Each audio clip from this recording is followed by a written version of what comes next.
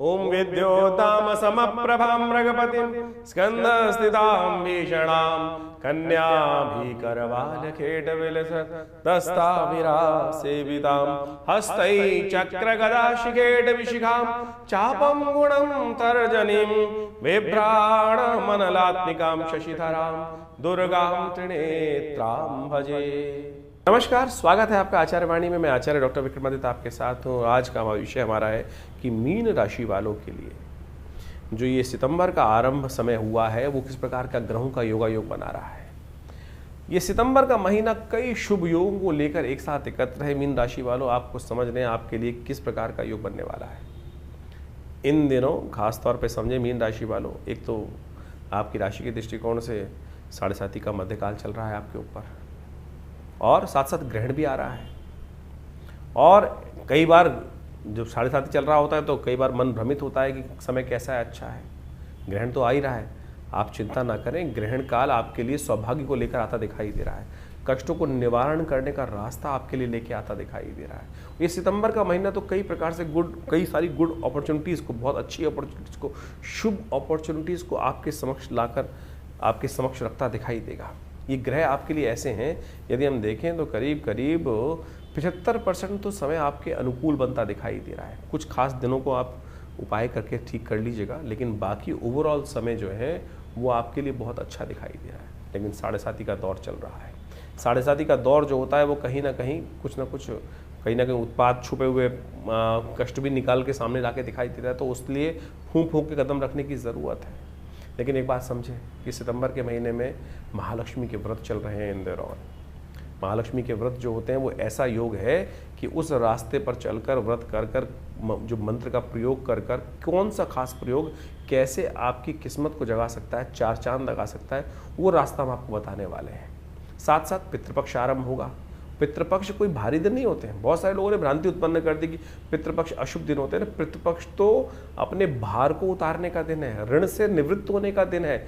आपके माता पिता, आपके बुजुर्ग, आपके पितृगण जो हैं वो तो आशीर्वाद देने को तैयार बैठे होते हैं। आपको लेने के लिए अपनी श्रद्धा का समर्पण करना है। केवल कौन से उपाय से, कैसे, कौन सा एक छोटा सा कर्म आपकी किस्मत जगा देगा। और जैसा हमने ग्रहण बताया तो आपके वारे न्यारे करने के लिए ही आ रहा है। तो आपकी राशि के दृष्टिकोण से 12वें भाव में बैठ के ग्रहण बनाएगा तो आपके लिए शुभ है। कष्ट के दरवाजों को बंद करने का रास्ता बना सकता है। वो सारे रहस्य हम आपको बताएंगे। साथ साथ नवरात्र भी आ रहे हैं, तो इन सब रहस्यों को हम आपको बताएंगे। कौन सा समय आपके लिए किस प्रकार का रहेगा, किस रास्ते से आपको आगे चलना है, भागना है, कौन सा शॉर्टकट आप अपना लें तो आपके वारे न्यारे हो सकते हैं। वो सारे रहस्य समझ लीजिए। 1 सितंबर का दिन जो है वो सोमवार का अवसर है। भाद्रपद के महीने की 9वीं तिथि है, नंदा नवमी जिसे कहा जाता है।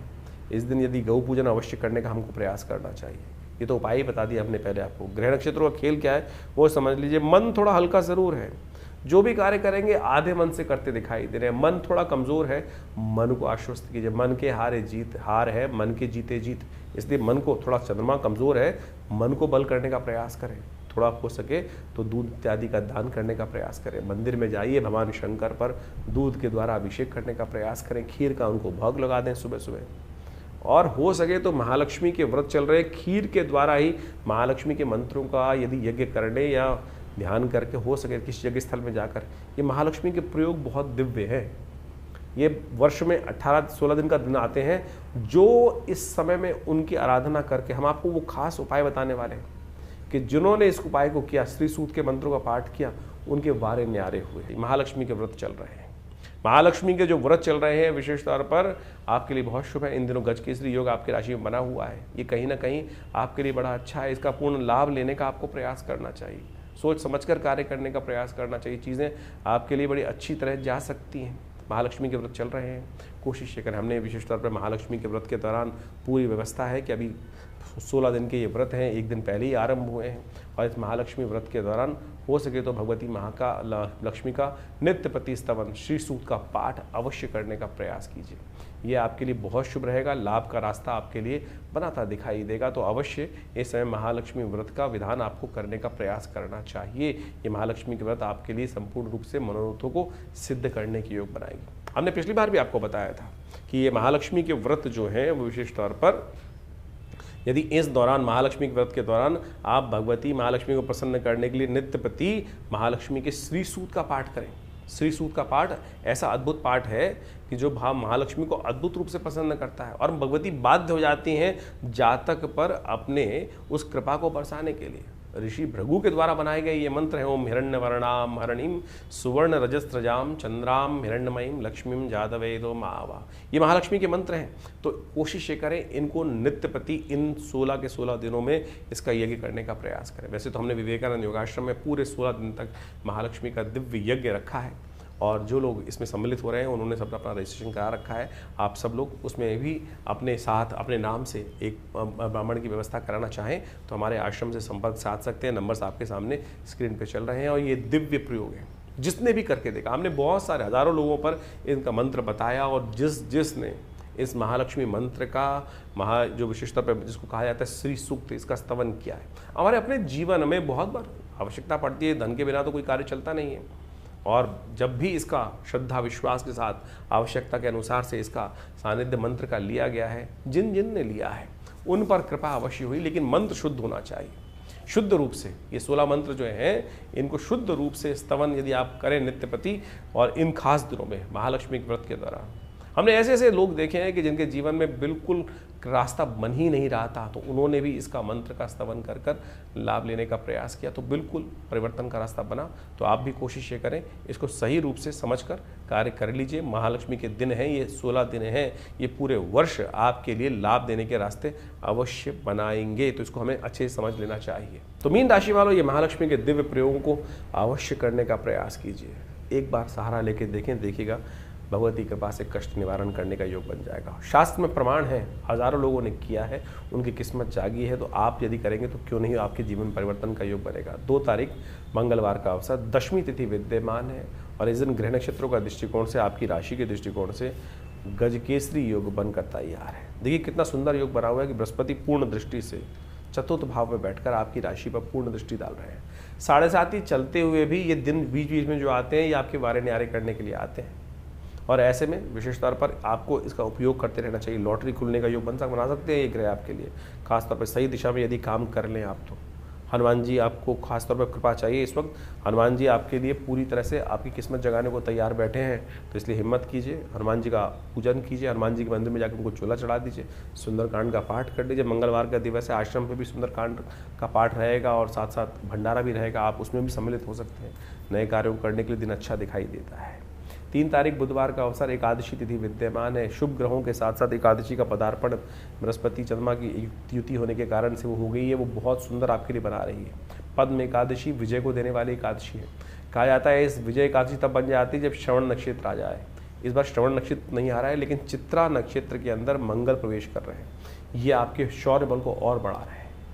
बस ध्यान ये रखना है कि झगड़े वाले काम नहीं करने हैं, अड़ना नहीं है बस, क्योंकि मंगल इन दिनों शनि के सामने बैठकर और थोड़े तलवार लेकर तैयार हो रहे हैं, वो झगड़े ना करवा दें आपके। बस झगड़े वाले ना गली जाइए, ना झगड़े वाली दिशा देखिए, अपने कार्य में थोड़ा सा डिप्लोमेसी के साथ कार्य करें। डिप्लोमेसी के लिए भी ग्रह अच्छे हो गए हैं, क्योंकि शुक्र अश्लेषा नक्षत्र में प्रवेश कर रहे हैं, वो डिप्लोमेटिकली आपको विजय देने के योग बना रहे हैं। जमीन जायदाद के कामों में विजय देने के योग भी बनाते दिखाई दे रहे हैं।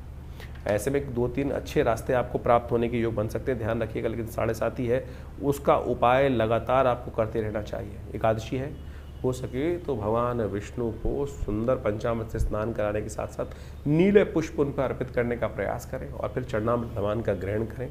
कहा जाता है अकाल मृत्युहरणम सर्वव्याधि विनाशनम विष्णु पादोत्कम पित्वा पुनर्जन्म न विद्यते। 4 तारीख बृहस्पतिवार का अवसर, द्वादशी तिथि विद्यमान है और ग्रह नक्षत्रों के दृष्टिकोण से देखें तो कैसा योग बन रहा है आपके लिए, परिवर्तन का योग बन रहा है। और ये परिवर्तन आपकी राशि के दृष्टिकोण से कहीं ना कहीं लाभ के रास्ते खोल सकता है। चिंता ना करें, लाभ के रास्ते खोल सकते हैं। बस ध्यान ये रखना है कि फक्कड़ लोगों से बचिएगा, जो बेकार इधर ना उधर ऐसे होते हैं जिनका थॉट ना ठिकाना, ऐसे लोगों से बचते हुए कार्य करने की ज़रूरत है आपके लिए। वामन जयंती है, कोशिश करें गुरुजन के पास जाकर कुछ वस्त्र इत्यादि, 5 वस्त्र इत्यादि, जो जूते इत्यादि, पंखा इत्यादि, खरबूजे इत्यादि, जो बर्तन इत्यादि हैं वो उनको दान करने का प्रयास करें। ब्राह्मण जयंती है, ब्राह्मणों की सेवा करेंगे तो मेवा प्राप्त होने के योग बनेंगे। 5 तारीख शुक्रवार का अवसर, त्रयोदशी तिथि विद्यमान है। शुक्र प्रदोष लेकर आई है ये त्रयोदशी इस बार। शुक्र प्रदोष सांसारिक इच्छाओं को पूर्ण करने वाला योग, और आपकी राशि के दृष्टिकोण से सांसारिक इच्छाओं की पूर्ति का योग बहुत सुंदर बन रहा है आपकी राशि में इस वक्त। संसारिक इच्छाओं को पूर्ति के लिए रास्ता अपनाने का आपको प्रयास करना चाहिए, वो आपके लिए कहीं ना कहीं रास्ता दे सकता है। थोड़ा ध्यान ये रखना है कि बनी बनाई चीज़ों को लात ना मारे। जो जिस प्रकार की सूर्य के साथ बुध की युति चल रही है, वो कहीं ना कहीं बनी बनाई चीज़ों को परिपक्व स्थिति में आने के बाद आप उससे थोड़े से हतोत्साहित हो जाते हैं, मन बने बनाए काम को कहीं छोड़ देते हैं, उससे बचने का प्रयास कीजिएगा। बस इस बात का ध्यान रखेंगे तो चीज़ें आपकी बहुत अच्छी हो सकती हैं। और ऐसे में भगवान शिव का ध्यान करना समस्त प्रकार से कल्याणकारी होता है। प्रदोष का दिन है, शुक्रवार का अवसर है। गाय के शुद्ध दूध से भगवान का यदि अभिषेक कर सके शाम के समय सूर्यास्त होने के बाद, अंधेरा होने से पहले, त्र्यंबकम यजामहे सुगंधिम पुष्टिवर्धनम मुर्वारुकमिव बंधनान् मृत्योर्मुक्षीमामृतात्, तो सब प्रकार से कल्याणकारी योग बनेगा। फिर क्या दिक्कत है। 6 तारीख शनिवार का अवसर, चतुर्दशी, अनंत चतुर्दशी, साधारण चतुर्दशी नहीं, अनंत चतुर्दशी, अनंत फलों को देने वाली चतुर्दशी। गणेश जी का इस दिन विसर्जन भी होता है महाराष्ट्र में परंपराओं के अनुसार से। ऐसे में ग्रह योग का जो खेल आपके लिए बन रहा है, तो इसका थोड़ा ध्यान रखना पड़ेगा। अच्छा योग तो है, लाभ का योग तो है, बृहस्पति से दृष्ट होकर चंद्रमा बहुत सुंदर योग बना रहे हैं, लेकिन ध्यान रखिएगा साथ साथ खर्चे भी तैयार कर रहे हैं, तो स्वास्थ्य का ध्यान रखने की ज़रूरत है। बहुत ज़्यादा इन्फेक्शन इन दिनों फैला हुआ है, वायरल ये वो फलाने दम के पता नहीं कहाँ कहाँ, हर दूसरे आदमी को कहीं जुकाम हो रहा है, कुछ हो रहा है, और कहीं ना कहीं कोई इन्फेक्शन दे जाएगा तो फिर 2-3 दिन खराब कर देगा। इसका ध्यान रखते हुए कार्य करने की ज़रूरत है आपके लिए। शनिवार के दिन चल रहे हैं, शनि की 7.5 भी चल रही है, अनंत चतुर्दशी के दिन शनिवार पड़ रहा है, तो ऐसे में अनंत फल देने के लिए, शनि के अनंत दोषों को समाप्त करने के लिए क्या किया जाए। हो सके तो शनि स्तोत्र का पाठ करें, ये सबसे श्रेष्ठ रहेगा आपके लिए। हनुमान जी के निमित्त चोला चढ़ाइए, आपकी राशि के दृष्टिकोण से बढ़िया है क्योंकि इस वक्त हनुमान जी आपके लिए ऐसे योग बना रहे हैं शनि के साथ बैठकर कि हनुमान जी की कृपा से आपके समस्त कष्ट दूर होने के योग बन जाएंगे। इसलिए हनुमान जी की कृपा प्राप्त करने के लिए हम आपको रास्ता भी सुझा रहे हैं। सुंदरकांड का पाठ करिए, करवाइए, हनुमान चालीसा का पाठ करिए, करवाइए, देखिए सब कष्ट निवारण होंगे। 7 तारीख का दिन रविवार का दिन है, उस दिन पूर्णिमा का योग है, ग्रहण भी है, इस दिन श्राद्ध भी आरंभ हो रहे हैं, तो ये कई योगों को लेकर ये पूर्णिमा उपस्थित हुई है। ग्रह नक्षत्रों के दृष्टिकोण से ग्रह थोड़े से हल्के दिखाई देते हैं, इमोशनल पॉइंट ऑफ व्यू से या कई मामलों खर्चों के मामलों से थोड़ा दिन भारी पड़ सकता है। तो क्या करना चाहिए आपको, ग्रहण पड़ रहा है वैसे ही तो, लेकिन और ऐसे में योगा योग जो बन रहे हैं वो थोड़े से कष्टकारी आपके लिए बनते दिखाई दे रहे हैं। तो कुछ खास उपाय हैं जो हम आपको बताएंगे। ग्रहण का प्रभाव भी आपको समझ लेना चाहिए। इस दिन विशेष तौर पर ग्रहण का जो सूतक भी रहेगा वो भी आपको समझ लेना चाहिए कब तक रहेगा, क्योंकि इस दिन सत्यव्रत भी है। वो सारे विधान हम आपके समक्ष उपस्थित करते हैं। भाद्रपद पूर्णिमा के दिन चंद्र ग्रहण लग रहा है और ये ग्रहण बहुत विशेष है। इस ग्रहण को आपको अच्छे से समझ लेना चाहिए, ग्रहण किस कारण से कहाँ पड़ रहा है और किसका प्रभाव किस प्रकार से होगा।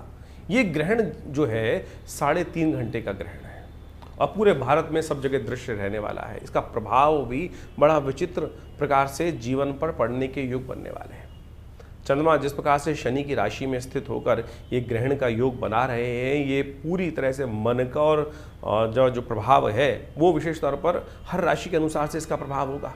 और उसके अनुसार से देखिए, चंद्र ग्रहण, सूर्य ग्रहण जो है वो भारतीय संस्कृति में ये पर्व काल बताए गए हैं। बहुत सारे लोगों ने इसको भ्रांति बना लिया और पता नहीं बहुत सारे ऐसे ऐसे नियम बना दिए गए हैं जिनका शास्त्र में कहीं कोई औचित्य नहीं है। जैसे जैसे काल पद्धति आती गई, लोगों ने इसको अपने अनुसार से बहुत अनेक प्रकार से अपनी भावनाएं पता नहीं कहाँ करती गई। और एक बात समझें कि ग्रहण कोई अशुभ काल नहीं है। ग्रहण एक पर्व काल के रूप में ज्योतिष विज्ञान के अनुसार जब पंचांगकर्ता लिखते हैं तो उसके संपूर्ण ग्रहण को पर्व काल कहा जाता है। और ये केवल विशुद्ध आध्यात्मिक है, अपनी आत्मिक उन्नति, जीवन के कष्टों को दूर करने के लिए वो काल बताया गया है। इसका प्रभाव लोगों ने इसका अनुभव किया और उसकी छाया जो होती है वो कभी शुभ नहीं होती। इसकी छाया से बचने के लिए अनेक बहुत प्रभाव होता है। हमने अनेक केस देखे हैं। हमारे एक परिवार में व्यक्ति थे और कहा जाता है, उन्होंने जब देखा, हमने वो घटना स्वयं देखी है कि उनकी माताजी ग्रहण काल में सो गई थी और जब उनका जन्म हुआ तो उनके कान कई प्रकार से बंद थे, बहुत सारी शारीरिक तौर पे विक्षिप्तियाँ थी।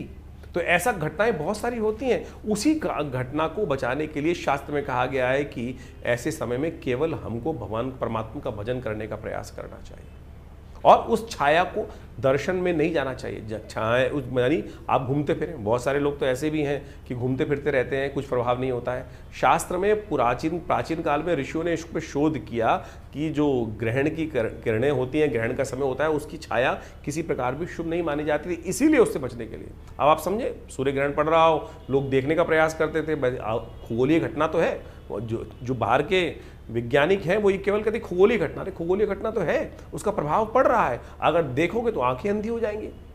आप जब आप उसकी जो ग्रिडल होती है उसको देखने के लिए, उस अंगूठी को निकलते हुए देखने के लिए लोग कितने लालायित होते हैं। देख लीजिए खुली आंखों से, क्यों प्रभाव नहीं है? ग्रहण का प्रभाव है, खुली आंखों से देखोगे खगोलीय घटना को तो आंखों में प्रभाव पड़ेगा। जब उसका प्रत्यक्ष प्रभाव है तो सूक्ष्म प्रभाव भी होगा। और ज्योतिष ने, हमारे आचार्यों ने, ऋषि मुनियों ने उसके प्रत्यक्ष के साथ साथ सूक्ष्म प्रभाव को भी समझने का प्रयास किया। तो इस प्रकार से बहुत सारे आप बच्चे देखते होंगे, कई बार क्या होता है कि ग्रहण काल में जो बच्चे जन्म लेते हैं, उसके आसपास जन्म लेते हैं और उनकी माता जी की छाया ग्रहण की पड़ गई होती है, तो कई प्रकार के पैचेस स्किन पर भी आने के योग बन जाते हैं। ज्योतिष ने इस प्रकार को भी अध्ययन किया कि जो पैचेस हैं, अंग भंग हैं, वो सब उसके कारण से हो जाते हैं, तो उससे बचने का प्रयास करना चाहिए।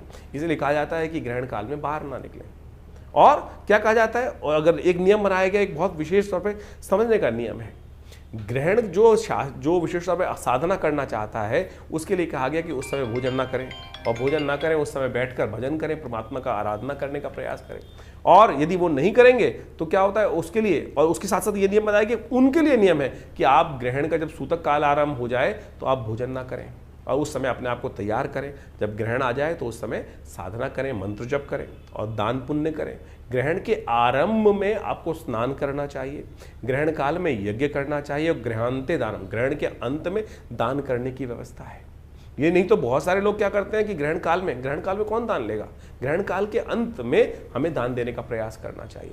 ग्रहण काल में जो कार्य किया जाता है, कहा जाता है उसका 100 गुना अधिक प्रभाव पड़ता है। तो इसलिए ग्रहण को पर्व कहा गया है। जो मंत्र आप जब साधारण समय में करेंगे, यदि मानसिक तौर पर ग्रहण के समय में उस मानसिक जप को कर लें तो उसका कई गुना अधिक प्रभाव हो जाता है। ग्रहण काल में यदि यज्ञ कर लें तो उसका जो वैसे ही मंत्र जप से कई 10 गुना अधिक प्रभाव यज्ञ के जप का बताया गया, मंत्र के जप का से ज़्यादा 10 गुना प्रभाव यज्ञ का बताया गया है। और वही यदि ग्रहण काल में कर लेंगे तो कई गुना अधिक उसका प्रभाव, 100 गुना अधिक प्रभाव उस कर्म का उस समय में होता है। एक बार एक कार्य कर रहा था, बहुत सारे एक व्यक्ति ने मुझसे बड़ा अजीब सा प्रश्न किया कि ग्रहण काल में हम तो शारीरिक संबंध बनाएंगे, ग्रहण काल में शारीरिक संबंध बनाते। मैंने कहा तुम नहीं हो, पहले तुमसे भी पहले बहुत सारे हुए हैं, तुमसे भी पहले इस कार्य करने के लिए बहुत सारे हुए हैं। केकसी का वर्णन शास्त्र में आता है, रावण की माता का। कहा जाता है कि ग्रहण एक संधि काल है, ग्रहण एक संधि काल है, और संधि काल के अंदर हमें केवल परमात्मा का स्मरण करने का प्रयास करना चाहिए। केकसी ने संधि काल के अंदर, ऐसे ही समय के अंदर शारीरिक संबंध बनाए, और कहा जाता है कि रावण की उत्पत्ति उसी लिए हुई, रावण की उत्पत्ति उसी लिए हुई, उसी काल में संपर्क बनाने के कारण से वो समय जिस कार्य के लिए जो श्रेष्ठ कार्य है उसको ही हमें समझने का प्रयास करना चाहिए। लोग समझते नहीं हैं। शास्त्र में इस कथा को वर्णित किया गया है कि संध्या काल में, और ऋषि कह रहे थे अरे क्या करने जा रही हो तुम, इस समय में परमात्मा कामातुर होकर इस समय का संबंध बनाने का समय नहीं है, ये समय कुछ और होता है। लेकिन केकसी मानी नहीं, और केकसी ने उसके कारण से ही रावण की उत्पत्ति हुई। तो यानी आप समझे कि बहुत सारे लोग आज की तारीख में खुराफात दिमाग में लोगों को चलती रहती है, और जैसी खुराफात आपने जो प्रश्न आपके मन में उठ रहे हैं, हमारे शास्त्र इतने बड़े हैं कि कहीं ना कहीं उस आपसे पहले वो प्रश्न लोगों के मन में उठ चुके हैं। और इस प्रकार के जब मैं एक प्रोग्राम कर रहा था तो मैंने मुझे याद आ गया, तो ये ऐसा प्रश्न एक व्यक्ति ने मुझसे किया, तो मैंने यही सार उस समय उपस्थित किया था कि आप पहले नहीं है भैया, आपसे भी पहले बहुत सारे लोग इस प्रकार का व्यभिचार कर्म कर चुके हैं, तो उसका प्रभाव होता है। तो आप समझें ये ग्रहण काल जो है, ये पर्वकाल जो इस दिन बनने जा रहा है, जो समय चंद्र ग्रहण का बन रहा है 3.5 घंटे का रहेगा, करीब रात्रि में भारत के टाइम के अनुसार से समझें तो करीब 21 बज के यानी 9:57 पे शुरू होगा ये समय, और रात्रि में अगले दिन जो समय रहेगा, जिसको गणनाओं में लिखा जाता है 25:27 यानी रात को 1:27 तक ये ग्रहण काल चलने वाला है। कोशिश करें इस समय भगवान के नाम का स्मरण करें। हमने विवेकानंद योगाश्रम में इस पूरे ग्रहण काल के अंदर यज्ञ रखा है, और उसमें बहुत सारे विभिन्न मंत्रों का, विभिन्न प्रयोगों का हम सामूहिक तौर पे बहुत सारे कार्य करते ही आए हैं। और ऐसे में कहा जाता है कि अपने कष्टों को दूर करने के लिए हमें अवश्य कुछ ना कुछ भगवान का स्मरण, मंत्र जप अवश्य अपने रूप में रहने का प्रयास करना चाहिए। उससे आपके जीवन में कष्ट दूर होने का योग बनेगा। ये सिद्धांतिक तौर पर हमें समझ लेना चाहिए। ये बिल्कुल सत्य प्रमाणित चीज़ें हैं, इसमें कहीं कोई कपोल कल्पित नहीं है। आप समझें ग्रहण काल के अंदर क्या कहा जाता है कि अगर ग्रहण के पंचांग के अंदर नियम सोचें कि जो ये नियम है ये साधक के लिए हैं। अबाल जो बच्चे छोटे जो बच्चे हैं, प्लस जो वृद्ध हैं या बीमार हैं वो दवाई भी खा सकते हैं, वो अपना भोजन भी कर सकते हैं। ये भोजन का नियम जो है, यदि ये वो नियम होता कि ऐसे में कुछ विकड़ने पड़ती हैं और विकड़ने पड़ने से भोजन सब खराब हो जाता है, तो फिर क्यों बच्चों को और वृद्धों को और साथ साथ जो बीमार हैं उनको उससे नियम से हटा दिया गया? अब ये भ्रांति कहाँ से फैली है? पंचांग, किसी पंचांग को उठा के देखो, उसके अंदर पंचांग करता या ग्रहण के नियम के वली के अंदर ये लिखा गया है कि ये जो नियम है इसमें बच्चों के लिए नियम नहीं है, ये नियम जो है वृद्धों के लिए नहीं है, बीमारों के लिए नहीं है, वो अपनी जो नियम कर रहे हैं वो कर सकते हैं, ये साधना के नियम है। तो आज जो एक से एक विद्वान लोग उपस्थित हो जाते हैं और कह देते हैं कि खाना खराब हो गया, ऐसा हो गया, वैसा हो गया, ये बाह्य बातें लोगों ने उपस्थित कर दी, तो इसको उस प्रकार से ना ले। मैंने आपके समक्ष, हमने यहाँ बहुत छोटा सा एक विवेचना यहाँ अपने मति के अनुसार से उपस्थित करने का प्रयास किया है। खैर, ग्रहण के काल में आप कोशिश ये करें अवश्य अपने मंत्रों को, जो कष्ट जीवन में चल रहा है उसकी निवृत्ति करने के लिए भगवान के मंत्र जो है, जो भी आपके ग्रहों के मंत्र हैं, कैसे भी मंत्र हैं, भगवान शंकर के मंत्र हैं, महामृत्युंजय मंत्र है, उन सब का यथाउचित भाव से जप करने का प्रयास करें, कीर्तन करें, भगवान के नाम का मानसिक तौर पर स्मरण करने का प्रयास करें, यज्ञ कर सकते हैं। मूर्ति पूजा नहीं, मूर्ति पूजा उस समय में नहीं करनी चाहिए। शास्त्र में मूर्ति को ढक दिया जाता है, शास्त्र के दृष्टिकोण से मना कर दिया जाता है कि मूर्ति को स्पर्श करना, क्योंकि वो सूतक काल माना जाता है, मूर्ति को स्पर्श ना करें। हाँ, यज्ञ कर सकते हैं। ये आर्णिक सूत्रावली बहुत सारे ग्रंथों में इसको कहा गया है, मंत्र महार्णव इत्यादि समस्त ग्रंथों में, नियम में, धर्म सिंधु के अंदर इस बात को वर्णित किया गया है कि ग्रहण के आरंभ काल में हमको क्या करना चाहिए, ग्रहण के आरंभे, ग्रहण आरंभे हमको स्नान करना चाहिए, ग्रहण काले यज्ञ करना चाहिए, ग्रहणांते हमें दान करने का प्रयास करना चाहिए। तो आपकी राशि के अनुसार से क्या कुछ होने वाला है वो भी आपको समझने को मिलेगा। बहुत बढ़िया तरह से हमने इन सब चीज़ों को यहाँ रखने का प्रयास किया है, समझ लेंगे तो अच्छा रहेगा। तो मीन राशि वालों, आपकी राशि के दृष्टिकोण से सबसे पहले आपको समझना चाहिए कि ग्रहण, आपने ग्रहण का समझ लिया। ग्रहण जो है आपकी राशि के दृष्टिकोण से बहुत शुभ है, कहीं कष्टकारी नहीं है, सौभाग्य का उदय देने का योग बना सकता है। आने वाले 2-3 महीने आपके लिए बहुत शुभ हो सकते हैं, लेकिन 7.5 चल रही है आपके लिए कष्टकारी ये है, तो जो सौभाग्य के योग भी बनेंगे उनकी भी कहीं ना कहीं ये 7.5 उसका प्रभाव को कम कर देगी। तो इसलिए उसको ध्यान करने के लिए इस ग्रहण के समय में शुभ लाभ लेने के लिए आपको अवश्य कुछ उपाय करने का प्रयास करना चाहिए। शनि आपके खराब है, तो शनि के क्या करें? शनि का इस ग्रहण के समय में, जब ग्रहण का योग बन जाए तो उस समय ग्रहण काल में 3.5 घंटे ग्रहण है, थोड़ी देर मंत्र जप कर लीजिए शनि का। एक तरीका बता रहे हैं आपको इस 7.5 के समय में उसका लाभ लेने के लिए, क्योंकि हनुमान जी इस वक्त समस्त रूप से आपकी राशि में आपके वारे न्यारे करने के लिए तैयार हैं। एक तरीका है ओम हंग हनुमतये नमः, ओम प्रांग प्रींग प्रोंग से शनिश्चराय नमः, ओम हंग हनुमतये नमः, ये एक मंत्र बना है, इसी का जप। ओम हंग हनुमतये नमः, प्रांग प्रींग प्रोंग से शनिश्चराय नमः, ओम हंग हनुमतये नमः, ओम हंग हनुमतये नमः, प्रांग प्रींग प्रोंग से शनिश्चराय नमः, ओम हंग हनुमतये नमः, ओम हंग हनुमतये नमः, ओम प्रांग प्रींग प्रोंग से शनिश्चराय नमः, ओम हंग हनुमतये नमः। तो इस प्रकार से इसका एक जो लगाकर, जिसको कहा जाता है संपुट लगा कर, इस विधि को करने का प्रयास करेंगे इस समय में। यदि ग्रहण काल में इसको कर लें आप, यदि 108 बार भी कर लेंगे तो देखिएगा शनि के दोषों को दूर करने के लिए बहुत अच्छा रास्ता बन सकता है। या शनि स्तोत्र का पाठ भी अवश्य करने का प्रयास कीजिए इस समय, ये आपके लिए बहुत ज़रूरी है। हनुमान चालीसा का पाठ करें, यज्ञ कर सके तो सबसे श्रेष्ठ है आपके लिए। और ऐसे में तुला दान करना आपके लिए बहुत कल्याणकारी रहेगा। अवश्य हाथ लगा के उस सामान को रख दीजिए और सुबह किसी को दान करवा दीजिएगा। अब रही बात, ये तो आपने उपाय कर लिए, ग्रहण का लाभ भी समझ लिया किस प्रकार से आपके लिए है, तो इस समय में यदि आप ये उपाय करेंगे तो बहुत अच्छा रहेगा आपके लिए। एक बात और ध्यान कर लीजिए, क्योंकि इस दिन सत्यव्रत भी है, ये चंद्र ग्रहण है, इसका सूतक 10 घंटे पहले लगता है, तो 12 बजे तक का समय आपके लिए श्रेष्ठ रहेगा। तो 12 बजे से पहले आप एक काम करें कि आप इस ग्रहण काल में दोपहर को आप सत्यव्रत की कथा भी सुन सकते हैं, और साथ साथ जिनकी पूर्णिमा में श्राद्ध है उनका श्राद्ध भी करा सकते हैं। सूतक 12 बजे के बाद आरंभ होगा, 10 घंटे का से पहले सूतक लगता है, तो इससे पहले आप ये करा लीजिए तो आपके लिए अच्छे योग बनते दिखाई देंगे। अब हम बात कर लेते हैं 8 तारीख की। 8 तारीख वालों के लिए ग्रहों का योग क्या है आपकी राशि के दृष्टिकोण से। मीन राशि वालों के लिए ग्रह दिखा रहे हैं सोमवार का अवसर, प्रतिपदा तिथि विद्यमान है, और आपकी राशि में ही इस दिन ग्रहों का परिवर्तन का विशेष योग बनता दिखाई दे रहा है, जो आपके लिए बड़ा कल्याणकारी रहेगा। सुबह थोड़ी हल्की हो सकती है इमोशनल पॉइंट ऑफ व्यू से, क्या हुआ, क्यों हुआ, कैसे हुआ, लेकिन जैसे जैसे दिन आगे बढ़ेगा आपके लिए ग्राफ आगे बढ़ने के योग बहुत अच्छे से बनाता दिखाई दे रहा है। इसका आपको लाभ लेने का प्रयास करना चाहिए, पॉजिटिव होकर काम करने का प्रयास करना चाहिए। अंतःकरण और मन दोनों एक होकर रास्ते बनाते दिखाई देने, आने वाले 2-3 दिन पॉजिटिव चेंजेस का लाभ आपको मिलता दिखाई देगा। इस दिन खीर का दान करना, श्राद्ध चल रहे हैं, और यदि हर रोज़ खीर बनाकर यदि आप गाय को, श्वान को, काक को यानी कौवे को या और साथ साथ चींटी इत्यादि को, भिक्षुक इत्यादि को यदि रोज खिला दें, ब्राह्मणों की सेवा रोज कर लें, तो कैसे भी पितृ ऋण हैं उनसे निवृत्ति का रास्ता बन जाएगा। कोई और बहुत ज़्यादा कुछ नहीं करना है, उठापटक, साथ साथ तर्पण इत्यादि कर लें, बहुत श्रेष्ठ रहेगा आपके लिए। ये अवश्य नित्य प्रति करें तो आपके लिए बहुत श्रेष्ठ है। 9 तारीख मंगलवार का अवसर, द्वितीय तिथि विद्यमान है, सर्वार्थ सिद्ध योग आपके लिए बनकर तैयार हो रहा है और ग्रह नक्षत्रों के दृष्टिकोण से ये दिन आपके लिए ओवरऑल नए रास्तों खोलता दिखाई देगा, नए विचार आपके मनों में होता दिखाई देंगे। ये अच्छे समय आपके लिए चल रहा है। थोड़ा मंगल को ताकत देने का और प्रयास कीजिए, हनुमान जी का स्तवन कर लीजिए, आपके लिए कल्याणकारी रहेगा। 10 तारीख बुधवार का अवसर है, तृतीय तिथि इस दिन विद्यमान है। ग्रहों का परिवर्तन का योग बन रहा है और ये परिवर्तन आपके लिए ऐसा बन रहा है कि इसका बहुत जल्दी खेल आपके समक्ष आ सकता है। तो आने वाले 2-3 दिन खासतौर पर इसका लाभ लेने के लिए आपको अवश्य कुछ ना कुछ शुभ कार्य करते रहने चाहिए। भद्रा है, इस दिन ध्यान रखिएगा, नए कार्यों का आरंभ करने से बचिएगा।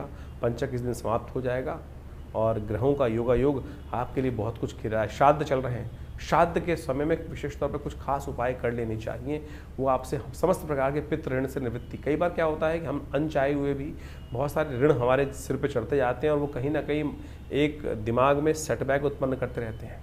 तो उन सब से निवृत्ति का रास्ता हम आपको देने जा रहे हैं। तो राशि के अनुसार से तो आपने अपने दिन पर दिन किस प्रकार के ग्रह योग बन रहे हैं वो आपने बहुत सुंदर तरीके से समझे।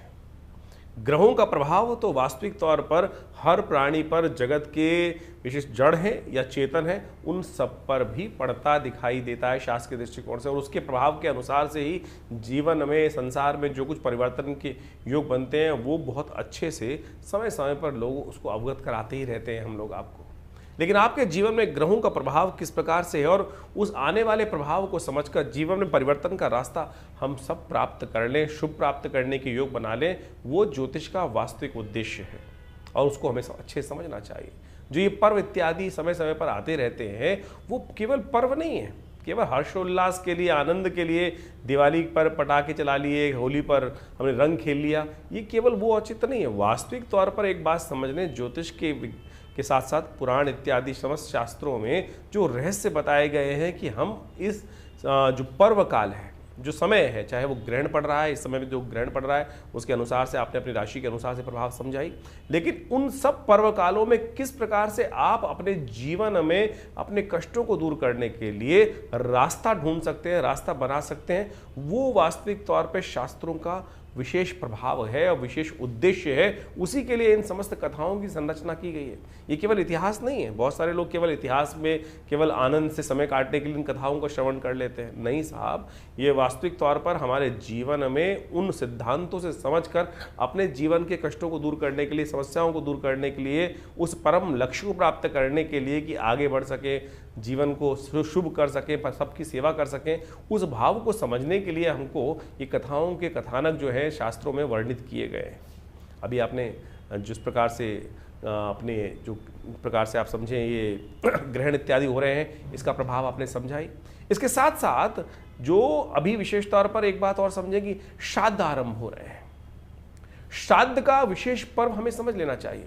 ये श्राद्ध का जो काल है ये विशेष तौर पर हमारे दायित्व का समर्पण है, ऋण का समर्पण है, ऋण से निवृत्ति का मार्ग है। जो हमारा कर्तव्य अपने पितरों के प्रति है उससे निवृत्ति का मार्ग बताता है और इसके ऊपर विशेष तौर पर भारतीय संस्कृति में सबसे ज्यादा शोध किया गया और अब बाहर भी जाकर लोग इस पर शोध करने का कार्य कर रहे हैं। बहुत सारे समय समय की कथानक, बहुत सारे इंसिडेंट लोगों के समक्ष आते रहते हैं और उन सब ने देखा कि बहुत बढ़िया तरीके से ये जो पद्धति है इसके ऊपर बहुत विशेष तौर पर आज ही नहीं, अनादिकाल से, बहुत लंबे समय से एनी बेसेंट, डब्ल्यू लेडबीटर, इन सब ने भी ये theosophical society, India theosophical society world wide जो थी, उन्होंने बहुत जबरदस्त शोध करके दिखाए। आत्माओं से संपर्क साधने का प्रयास किया गया और उन आत्माओं से संपर्क साधने के बाद उन विशेष तौर पर वर्णन किया गया। डब्ल्यू लेडबीटर की तो एक किताब है इनविजिबल हेल्पर। यदि आप उस किताब को पढ़ने का प्रयास करेंगे, समझने का प्रयास करेंगे, उसमें जो इंसिडेंट बताए गए हैं उन्होंने उनको सही से समझोगे तो सही रूप से समझना कि जीवन में बहुत सारे कष्टों को दूर करने का योग बना सकते हैं। एक व्यक्ति हमारे आश्रम में आए, बहुत वर्ष पुरानी बात है और यहीं फरीदाबाद से संबंध रखते थे और वो हमारे आश्रम पर आकर उन्होंने अपने जीवन में घटी हुई प्रत्यक्ष घटना को वहाँ बताया। बहुत अद्भुत घटना है, समझनी चाहिए कि किस प्रकार से उस घटना क्रम से कैसे उनके जीवन में परिवर्तन आया। काल घटना है, खंड है और निकल जाता है। एक बार एक घर में कहा जाता है वो व्यक्ति जब आया उसने बताया कि उनके बड़े भाई की मृत्यु हो गई थी, और बड़े भाई की जब मृत्यु हो गई उस बड़े भाई की एक लड़की भी थी जिसकी शादी नहीं हुई थी। छोटा भाई दायित्व आया बड़े भाई की करने के लिए, कुछ परेशान सा रहता था कैसे, हाँ इतना बढ़िया समृद्ध परिवार था नहीं। ये घटना आज से बहुत लंबी पुरानी नहीं, कुछ ही वर्ष पुरानी घटना है। और हमारे आश्रम में हमारे पिताजी उन दिनों विद्यमान थे, उनके समक्ष आकर उसने जब ये बात रखी, आज बाई चांस वो बात हमको याद आ गई। हमको समझना चाहिए किस प्रकार से दिवंगत आत्माएं आपके जीवन में आकर आपके कष्टों को दूर करने का योग बना सकती हैं। वो व्यक्ति आश्रम पे आया और उसने बताया कि इस कारण से घटना घटी, बड़े भाई चले गए, घर में एक बड़ी लड़की भी थी और साथ में बहुत सारे और भी दायित्व थे जो निर्वाह नहीं हो पाए थे। एक दिन रात में जब वो छोटा भाई सो रहा था तो उसको ऐसी ही कोई खटपट सुनाई थी और ऐसा लगा कि जैसे बड़ा भाई जिसकी मृत्यु हो गई थी वो कह रहा हो आकर उसके कान में, कह रहे उठ तेरे घर में चोरी होने वाली है, भैंस को कोई चुरा के ले जाने वाला है। एकदम उसको उठा, खटपट से आवाज़ सुनकर जैसे उठा तो देखा भैंस खुली हुई है और उसको लगा ऐसे ही कुछ हुआ होगा, भैंस खुली पड़ी होगी या कोई चोर वोर होगा, भाग भूग गया होगा, किसी ने खोली, कैसे खुल गई, रस्सा खुला हुआ था। यानी वो व्यक्ति ने ये बात रखी, उसने दोबारा बांध बूंद दिया। 2-3 दिन बाद फिर एक घटना घटी, उसके आभास हुआ कि रात्रि में उसके भाई जो दिवंगत थे वो आके उसको बोल रहे हैं चिंता मत कर, तू इतना परेशान रहता है कि जो घर के जो दायित्व है, बिटिया की शादी है, सब हो जाएगी। मैं तेरे को एक रास्ता बता रहा हूँ, इस रास्ते को अपना। वो जो व्यक्ति गांव में बैठा था, जो छोटा आदमी था, जो छोटा भाई था, वो सट्टे का काम करता था। सट्टे का काम उन दिनों बहुत ज़्यादा चलता ही है, सट्टे में अनाज की खरीद फरीद को में सट्टे का काम करता था। उसने उस भाई को सपने में आके बताया कि इस चीज़ के दाम आने वाले कुछ दिन तक लगातार बढ़ने वाले हैं, थोड़े से पैसे लेके इसमें लगा दिए और जो पैसा फ़ायदा हो उसके द्वारा बिटिया की शादी कर दियो। उसने कुछ दिन देखा और उसके बाद जब वो चीज़ का अनुभव हुआ तो उसने थोड़े से पैसे लेकर उसमें लगाए और उससे उसको लाभ हुआ। यानी वो दिवंगत आत्मा आपके प्रति किस प्रकार से निष्ठावान है, आपके भी पूर्वज आपके प्रति सुंदर रूप से निष्ठा रखते हैं। बहुत सारे लोगों ने ये भ्रांति फैला दी कि पितृ रुष्ट हो गए। पितृ रुष्ट, अरे पितृ रुष्ट कभी क्यों? आपके माता पिता बड़े बुजुर्ग आपसे रुष्ट नहीं होते। आप अपना कर्तव्य का पालन नहीं करते हैं। कर्तव्य जो निष्ठ नहीं है, जो उनको क्या चाहिए, उनको आपके पितरों को क्या चाहिए? केवल जल ही तो चाहिए, समर्पण चाहिए, श्रद्धा का समर्पण ही तो चाहिए। जो शास्त्र में कहा गया है कि भाई तुमको ब्राह्मण भोजन करा दो, गरीब को अन्न करा दो, गाय को ग्रास डाल दो, यही तो कहा गया है। इसी से पितृ ऋण से निवृत्ति आती। पितृ दोष नहीं होता, पितृ ऋण है जो आपके ऊपर चलकर परेशान करता है। हम भूलते चले जा रहे हैं उन दिवंगत आत्माओं को जिनके प्रति हमारा कर्तव्य था। पुराने जमाने में कोई भी शादी हो, ब्याह हो, अपने पितरों के निमित्त एक थाली निकालने की व्यवस्था चलती थी और वो पितृ रहते हैं आपके आसपास, कहीं दूर नहीं जाते। हमारे शास्त्रों में 3 पीढ़ी तक हर व्यक्ति को, चाहे छोटा भाई है, चाहे बड़ा भाई है, चाहे बहन है, चाहे स्त्री है, चाहे पुरुष है, हर व्यक्ति को अपने पितरों के निमित्त वो तर्पण करना, वो भोजन कराना, गरीबों को भोजन कराना शास्त्र में वर्णित है। केवल ब्राह्मण को ही नहीं, इस बात को कि बहुत ब्राह्मण यदि जमा सके तो बहुत श्रेष्ठ है। भारतीय संस्कृति में जिस प्रकार से बताया है, नहीं तो किसी भी भिक्षुक को, किसी भी गाय को, बहुत सारे शास्त्र में कथाएं आई हैं कि ब्राह्मण नहीं मिल रहे थे लोगों को तो गऊ को भी खिलाया लोगों ने, और वही कर्तव्य शास्त्र में बिल्कुल ठीक हुआ। तो आप समझें कि भारतीय संस्कृति में जो ये बात बताई गई, जो श्राद्ध आ रहा है, इसका ध्यान रखेगा। अपने पितरों के निमित्त नित्य प्रति यदि ये 5 कर्म कर सके, एक तो ब्राह्मण भोजन, गऊ को ग्रास निकालना, और उसके अलावा कोशिश करें गायत्री जप या यज्ञ अपने पितरों के निमित्त अवश्य यथाउचित भाव से, कम 1 माला स्वयं कर सकते हैं। मानसिक तौर पर माला लेके बैठ जाएं और अवश्य उनके निमित्त कर दें, हाथ में जल लेकर उनको उसका कहते हैं कि ये दिवंगत आत्माओं की आत्म शांति के लिए उनके लिए किया, गायत्री का जप कर लीजिए। और साथ साथ तर्पण इत्यादि, तर्पण करना, तर्पण हर रोज आपको करने के प्रयास करना चाहिए। थोड़ा जल लेकर इस पितृ तीर्थ से, अंगूठे से लेकर इस क्षेत्र से, इन पूरे के पूरे जो 16 दिन पड़ेंगे, पितृपक्ष जो आता है, हर रोज अपने जिसमें जो भी दिवंगत आपको याद है, ऋषि तर्पण, पितृ तर्पण, हमें दिवंगत जो करना चाहिए अवश्य शास्त्र में नियम है, उनको करने का पूरा विधान शास्त्र में वर्णित है। किसी अच्छे विद्वान ब्राह्मण के द्वारा करा देंगे तो बहुत अच्छा लगेगा।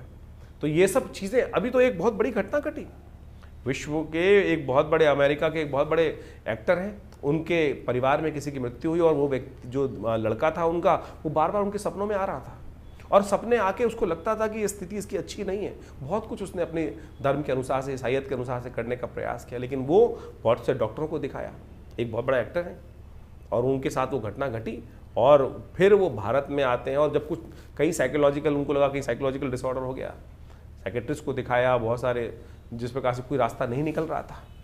लेकिन फिर जब भारत में आए और संपूर्ण रूप से तर्पण इत्यादि का जो कार्य जो भारतीय संस्कृति में बताया गया, विद्वानों के द्वारा कराया गया, फिर उसने अपनी ऑब्जर्वेशन लिखी है कि नहीं, उसके बाद से वो समस्या है।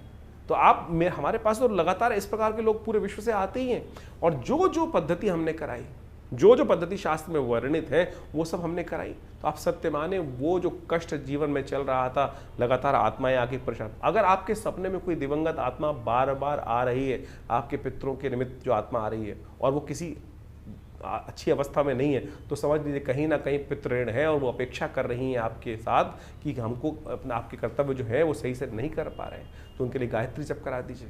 गायत्री सवाला गायत्री जप कराना। और इन श्राद्ध काल, वैसे तो हर रोज़ हमारे यहाँ तो कहा गया है कि हर लड़के को, लड़की को अपने जो पितृगण हैं उनके निमित्त थोड़ा सा तर्पण अवश्य करना चाहिए। नित्यपति देवताओं की पूजा करते वक्त जो संध्या वंदन किया जाता है, उसके साथ पितरों के निमित्त तर्पण करना भी शास्त्र में बहुत ज़रूरी बताया गया है। तो आप अवश्य करें। हमने इस पितृपक्ष में आश्रम पर विशेष व्यवस्था करा रखी है कि जो जो अपने पितरों के निमित्त गायत्री यज्ञ कराना चाहते हैं, या जो विशेष तौर पर उनके निमित्त ब्राह्मण भोजन इत्यादि समस्त कार्य यदि घर पे नहीं कर पा रहे हैं, तो कम से कम अवश्य हमारे आश्रम में पूर्ण व्यवस्था उनकी रहेगी। अपने पितरों के निमित्त गायत्री जप इत्यादि समस्त जो शास्त्र वर्णन तरीके हैं दिवंगत आत्माओं की आत्म शांति के लिए अवश्य कराने का प्रयास करें, और देखेंगे उससे मन शांति प्राप्त होती है। मन के बहुत सारे भार जो हैं, बार बार इस प्रकार की समस्याओं को ठीक करने के लिए खुद कर सके तो बहुत बढ़िया है, खुद कर सके तो बहुत बढ़िया।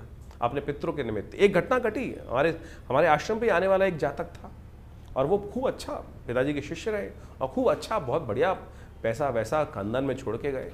और आप सत्य माने कि उनका एक दिन समय आया, शरीर पूरा हो गया। जब उनकी वार्षिक श्राद्ध कर रहे थे उनके घर वाले, तो बाई चांस वो जो कपड़े थे कुछ हल्के, जिस प्रकार के वो पहनते थे, वो किसी हल्के कपड़े लेके आए। आप समझे, उस दिवंगत आत्मा ने उस व्यक्ति को आकर बताया कि क्या मैं इतना छोड़ गया, इससे संतुष्टि नहीं हुई, क्या तुम मेरे पहनने लायक कपड़े भी उस प्रकार से नहीं कर सकते? यानी दिवंगत आत्माएं आती हैं और आपसे अपेक्षा रखती हैं इतना ही कर्म करने की आपको आवश्यकता है। बहुत सारे लोग, अभी एक हमारे पास एक व्यक्ति आया, बहुत दिन पहले मैं किसी कार्यक्रम में उपस्थित था, और कार्यक्रम में उपस्थित होते हुए था, वहाँ पर उस व्यक्ति ने मुझसे प्रश्न किया, शायद टीवी पे ही था, किसी टीवी चैनल पर ही लाइव डिस्कशन चल रहा था, उस पर कॉल किया उसने कि महाराज ये बताएं कि हमारे घर में ऐसी ऐसी घटना तो नहीं हो जाएगी। मैंने कहा क्यों, क्या हुआ? बोले कि कोई बीमार है, अगर वो मर जाएंगे तो हम बर्बाद हो जाएंगे। मैंने कहा ऐसी क्या बात है, क्यों बर्बाद हो जाओगे?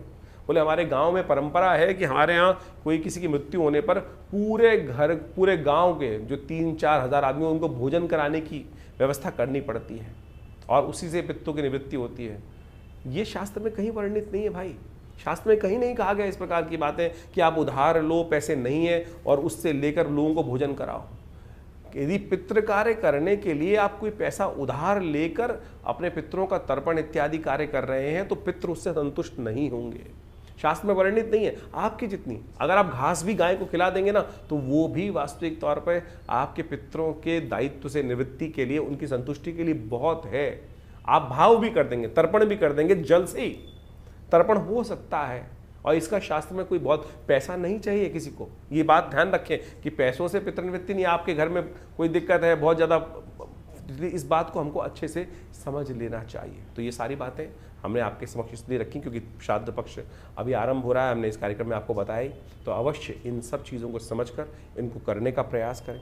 इससे आपके जीवन के बहुत सारे कष्ट दूर होने के योग अद्भुत रूप से बनेंगे। और हमारा ये संस्थान लगातार इस संबंध में बहुत सारे कार्य करता ही रहता है। समय समय में बहुत सारे यज्ञ इत्यादि बहुत सारे कार्यक्रम चलते ही रहते हैं। आप सब उनमें जुड़ सकते हैं। हर रविवार को तो विशेष कार्यक्रम यज्ञ का होता ही है, मंगलवार को सुंदरकांड का पाठ होता है, और बहुत सारे समय समय पर उत्सव के यज्ञ रहते हैं। अभी नवरात्र का यज्ञ रहेगा बहुत बड़ा, उसमें सम्मिलित सतचंडी का सुंदर कार्यक्रम रहेगा। तो ये सब जो उत्सव जिससे हमने आरंभ किया था, ये उत्सव है, ये केवल उत्सव नहीं है, ये केवल पर्व नहीं है, ये हमारे जीवन के कष्टों को दूर करने का सुंदर मार्ग है। तो अवश्य इनको हमें अपनाने का प्रयास करना चाहिए और इनसे वैज्ञानिक विधान जो है इनको समझते हुए कार्य करने का प्रयास करना चाहिए।